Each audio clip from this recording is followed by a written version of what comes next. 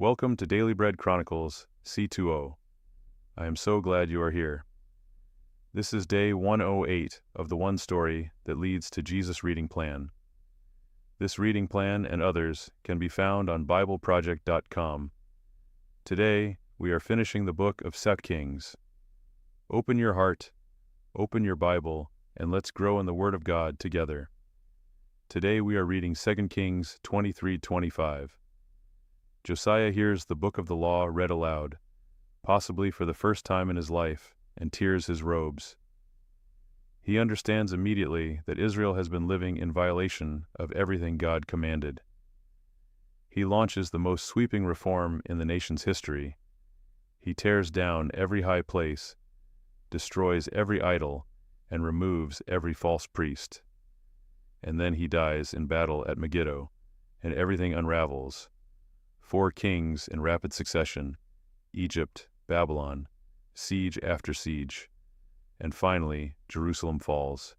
The temple is burned, the walls are torn down, the people are carried away, everything is gone. Did you know? The Babylonian siege of Jerusalem in 586 BC is one of the most documented events in ancient history, confirmed by both biblical and extra-biblical sources, including the Babylonian Chronicles. The fall of Jerusalem was not a legend, it was history, and the Bible does not soften it or explain it away. It simply records it with devastating honesty. Here is what this means for your life today. Josiah was the most faithful king Israel ever had, and he could not undo the accumulated consequences of generations of unfaithfulness before him. Sometimes faithfulness does not prevent consequences.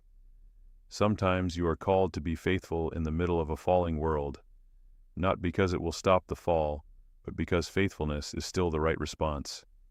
Psalm 108 opens with a declaration of praise, even in the middle of difficulty. My heart is steadfast, O God. I will sing and make melody with all my being. That is the posture of someone who has decided that God's character does not change based on circumstances. Here is your question for the comments. Have you ever done everything right and still watched something fall apart? What did faithfulness look like for you in that season? Chapter 23. Josiah renews the covenant. Then the king called together all the elders of Judah and Jerusalem. He went up to the temple of the Lord with the people of Judah, the inhabitants of Jerusalem, the priests and the prophets, all the people from the least to the greatest. He read in their hearing all the words of the book of the covenant, which had been found in the temple of the Lord. The king stood by the pillar and renewed the covenant in the presence of the Lord, to follow the Lord and keep his commands, statutes and decrees, with all his heart and all his soul, thus confirming the words of the covenant written in this book. Then all the people pledged themselves to the covenant. The king ordered Hilkiah the high priest, the priests next in rank, and the doorkeepers to remove from the temple of the Lord all the articles made for Baal and Asherah, and all the starry hosts. He burned them outside Jerusalem in the fields of the Kidron Valley, and took the ashes to Bethel. He did away with the idolatrous priests appointed by the kings of Judah to burn incense on the high places of the towns of Judah, and on those around Jerusalem, those who burned incense to Baal, to the sun and moon, to the constellations, and to all the starry hosts. He took the Asherah pole from the temple of the Lord to the Kidron Valley outside Jerusalem and burned it there. He ground it to powder and scattered the dust over the graves of the common people. He also tore down the quarters of the male shrine prostitutes that were in the temple of the Lord, the quarters where women did weaving for Asherah. Josiah brought all the priests from the towns of Judah and desecrated the high places, from Geba to Beersheba, where the priests had burned incense. He broke down the gateway at the entrance of the gate of Joshua, the city governor, which was on the left of the city gate. Although the priests of the high places did not serve at the altar of the Lord in Jerusalem, they ate unleavened bread with their fellow priests. He desecrated Topheth, which was in the valley of Ben Hinnom, so no one could use it to sacrifice their son or daughter in the fire to Molech. He removed from the entrance to the temple of the Lord the horses that the kings of Judah had dedicated to the sun. They were in the court near the room of an official named Nathan-Melech. Josiah then burned the chariots dedicated to the sun. He pulled down the altars the kings of Judah had erected on the roof near the upper room of Ahaz, and the altars Manasseh had built in the two courts of the temple of the Lord. He removed them from there, smashed them to pieces, and threw the rubble into the Kidron Valley. The king also desecrated the high places that were east of Jerusalem on the south of the hill of corruption, the ones Solomon, king of Israel, had built for Ashtoreth, the vile goddess of the Sidonians, for Chemosh, the vile god of Moab, and for Molech, the detestable god of the people of Ammon. Josiah smashed the sacred stones, and cut down the Asherah poles, and covered the sites with human bones. Even the altar at Bethel, the high place made by Jeroboam son of Nebat, who had caused Israel to sin, even that altar and high place he demolished. He burned the high place and ground it to powder, and burned the Asherah pole also. Then Josiah looked around, and when he saw the tombs that were there on the hillside, he had the bones removed from them, and burned on the altar to defile it, in accordance with the word of the Lord proclaimed by the man of God who foretold these things. The king asked, "What is that tombstone I see?" The people of the city said, "It marks the tomb of the man of God who came from Judah and pronounced against the altar of Bethel the very things you have done to it." "Leave it alone," he said. "Don't let anyone disturb his bones." So they spared his bones and those of the prophet who had come from Samaria. Just as he had done at Bethel, Josiah removed all the shrines at the high places that the kings of Israel had built in the towns of Samaria, and that had aroused the Lord's anger. Josiah slaughtered all the priests of those high places on the altars, and burned human bones on them. Then he went back to Jerusalem. The king gave this order to all the people: "Celebrate the Passover to the Lord your God, as it is written in this book of the covenant. Neither in the days of the judges who led Israel, nor in the days of the kings of Israel and the kings of Judah had any such Passover been observed. But in the 18th year of King Josiah, this Passover was celebrated to the Lord in Jerusalem."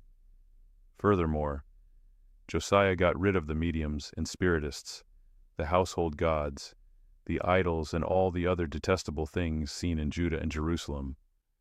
This he did to fulfill the requirements of the law written in the book that Hilkiah the priest had discovered in the temple of the Lord.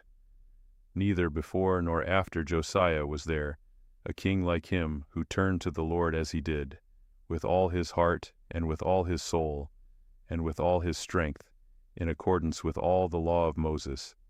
Nevertheless, the Lord did not turn away from the heat of his fierce anger, which burned against Judah because of all that Manasseh had done to arouse his anger. So the Lord said, "I will remove Judah also from my presence as I removed Israel, and I will reject Jerusalem, the city I chose, and this temple about which I said, 'My name shall be there.'"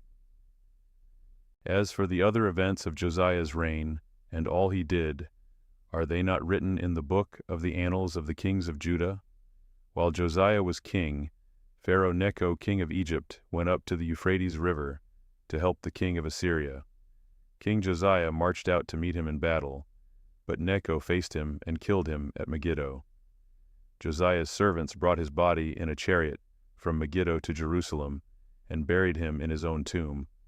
And the people of the land took Jehoahaz son of Josiah and anointed him and made him king in place of his father, Jehoahaz king of Judah. Jehoahaz was 23 years old when he became king, and he reigned in Jerusalem 3 months. His mother's name was Hamutal daughter of Jeremiah. She was from Libnah. He did evil in the eyes of the Lord, just as his predecessors had done. Pharaoh Necho put him in chains at Riblah in the land of Hamath, so that he might not reign in Jerusalem, and he imposed on Judah a levy of 100 talents of silver and a talent of gold. Pharaoh Necho made Eliakim, son of Josiah, king, in place of his father Josiah, and changed Eliakim's name to Jehoiakim, but he took Jehoahaz and carried him off to Egypt, and there he died. Jehoiakim paid Pharaoh Necho the silver and gold he demanded. In order to do so, he taxed the land and exacted the silver and gold from the people of the land according to their assessments. Jehoiakim, king of Judah. Jehoiakim was 25 years old when he became king, and he reigned in Jerusalem 11 years. His mother's name was Zebidah, daughter of Pedaiah. She was from Rumah. And he did evil in the eyes of the Lord, just as his predecessors had done. Chapter 24. During Jehoiakim's reign, Nebuchadnezzar king of Babylon invaded the land, and Jehoiakim became his vassal for 3 years. But then he turned against Nebuchadnezzar and rebelled. The Lord sent Babylonian, Aramaean, Moabite, and Ammonite raiders against him to destroy Judah, in accordance with the word of the Lord proclaimed by his servants the prophets. Surely these things happened to Judah according to the Lord's command, in order to remove them from his presence because of the sins of Manasseh, and all he had done, including the shedding of innocent blood. For he had filled Jerusalem with innocent blood, and the Lord was not willing to forgive. As for the other events of Jehoiakim's reign, and all he did, are they not written in the book of the annals of the kings of Judah? Jehoiakim rested with his ancestors, and Jehoiakim his son succeeded him as king. The king of Egypt did not march out from his own country again, because the king of Babylon had taken all his territory, from the Wadi of Egypt to the Euphrates River. Jehoiakim king of Judah. Jehoiakim was 18 years old when he became king, and he reigned in Jerusalem 3 months. His mother's name was Nehushta, daughter of Elnathan. She was from Jerusalem. He did evil in the eyes of the Lord, just as his father had done. At that time the officers of Nebuchadnezzar king of Babylon advanced on Jerusalem and laid siege to it. And Nebuchadnezzar himself came up to the city while his officers were besieging it. Jehoiakim king of Judah, his mother, his attendants, his nobles, and his officials all surrendered to him. In the 8th year of the reign of the king of Babylon, he took Jehoiakim prisoner. As the Lord had declared, Nebuchadnezzar removed the treasures from the temple of the Lord and from the royal palace, and cut up the gold articles that Solomon king of Israel had made for the temple of the Lord. He carried all Jerusalem into exile, all the officers and fighting men, and all the skilled workers and artisans, a total of 10,000. Only the poorest people of the land were left. Nebuchadnezzar took Jehoiakim captive to Babylon. He also took from Jerusalem to Babylon the king's mother, his wives, his officials, and the prominent people of the land. The king of Babylon also deported to Babylon the entire force of 7,000 fighting men, strong and fit for war, and 1,000 skilled workers and artisans. He made Mattaniah, Jehoiakim's uncle, king in his place, and changed his name to Zedekiah. Zedekiah king of Judah.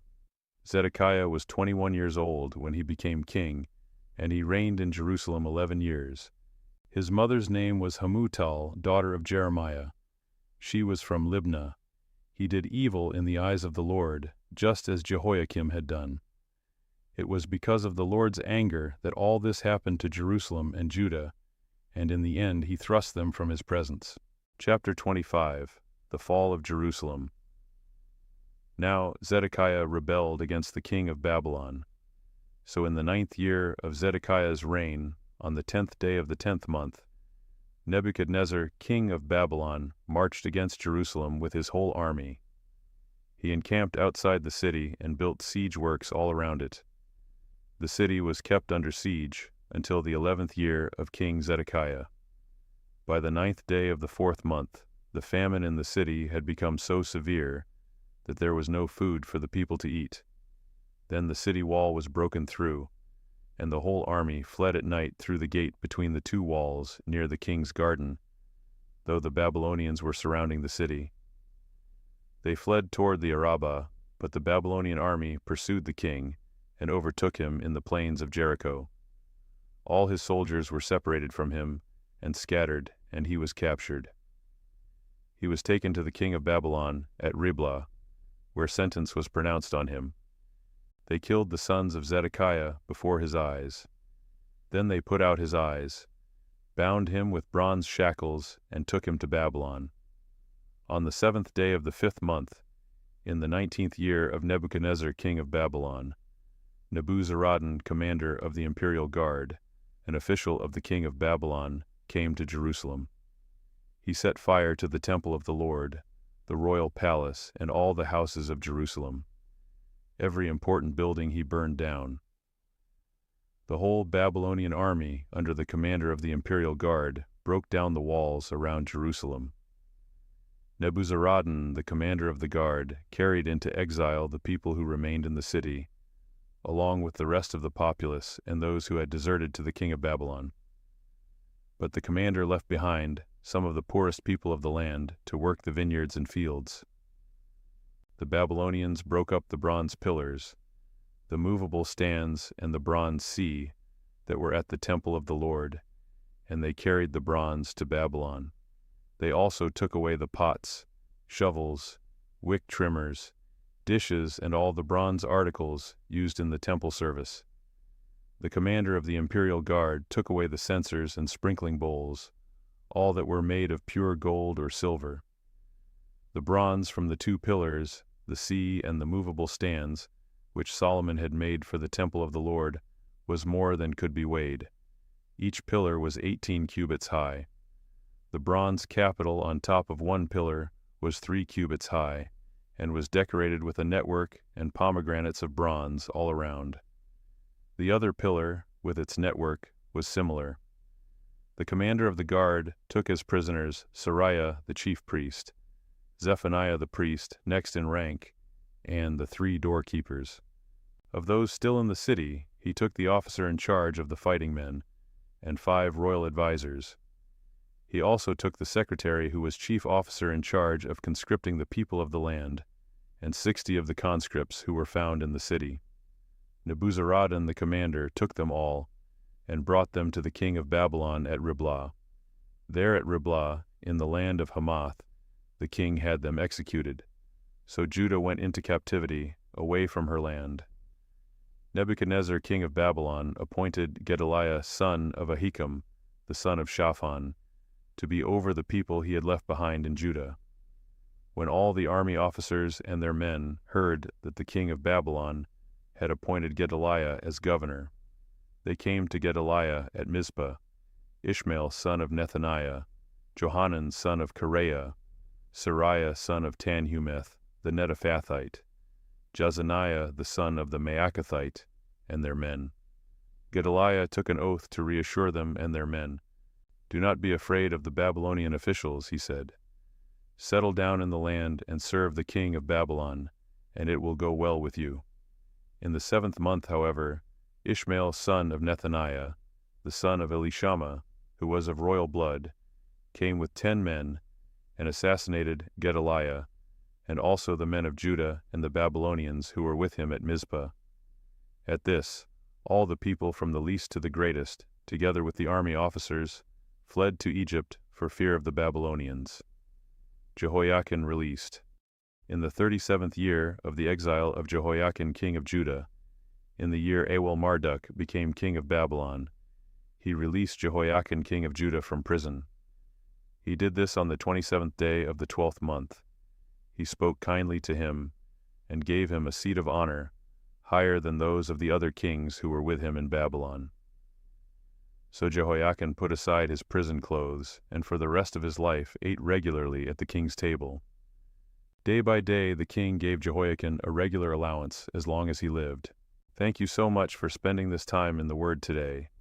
If this message blessed you, please like this video, subscribe to Daily Bread Chronicles C2O, and share it with someone who needs encouragement.